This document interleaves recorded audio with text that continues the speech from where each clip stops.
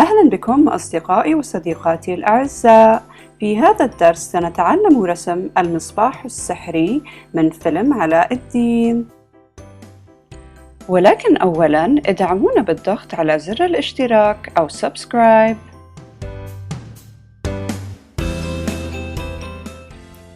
نبدأ برسم المقبض الصغير للغطاء على شكل دمعة،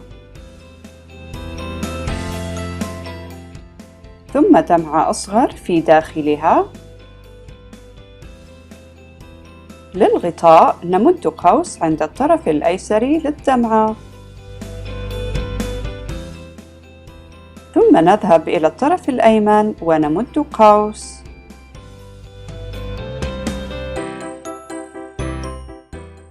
ونكمل إلى الأسفل.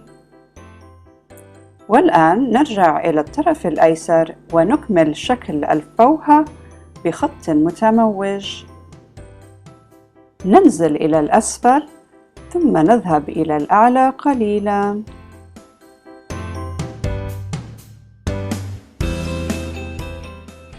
وللفتحة نرسم خط مائل.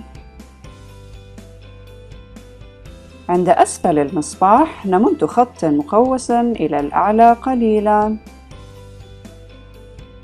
ونقوسه أكثر حتى نغلق الشكل عند فتحة الفوهة. للقاعدة في أسفل المصباح نرسم قوس وقوس عند كل طرف، ونغلق الشكل بقوس. وللمسكة نذهب إلى يمين رسمتنا ونمد خط مائل إلى الأعلى، ثم خط أفقي. بعدها نقوس الخط ونغلق الشكل. نرسم شكلاً شبه مقوس،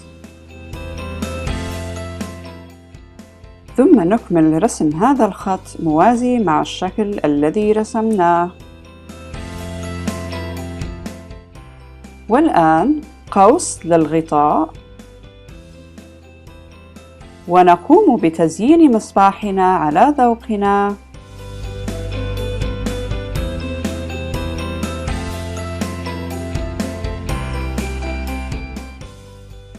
ونزيد بعض الخطوط المقوسة لترمز إلى الدخان الناتج عن المصباح. وأخيراً لنلون مصباحنا السحري.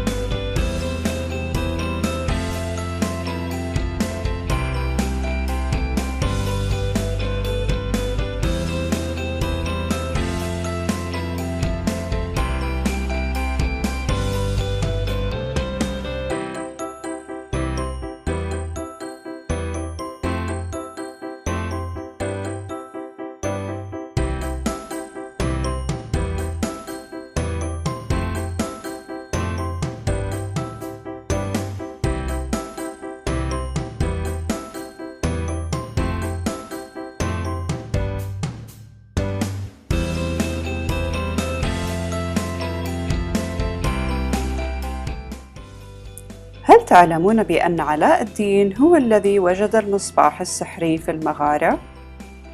فعندما مسكه ومسح عنه الغبار بدأ يخرج منه الدخان، ثم خرج المارد الضخم الكبير. ودور المارد في هذا الفيلم هو أن يحقق أمنيات علاء الدين. أتمنى أن تكونوا قد استمتعتم معنا في هذا الدرس. شاركونا رسوماتكم المستوحاة من دروسنا في صفحتنا على الفيسبوك. تابعونا لمشاهدة المزيد من الدروس بالضغط على زر الاشتراك في منتصف الشاشة، وبإمكانكم مشاهدة الدروس الأخرى من خلال الضغط على الاقتراحات الظاهرة على الشاشة أيضاً. شكراً لمتابعتكم لنا، ونراكم في درسنا القادم. مع السلامة.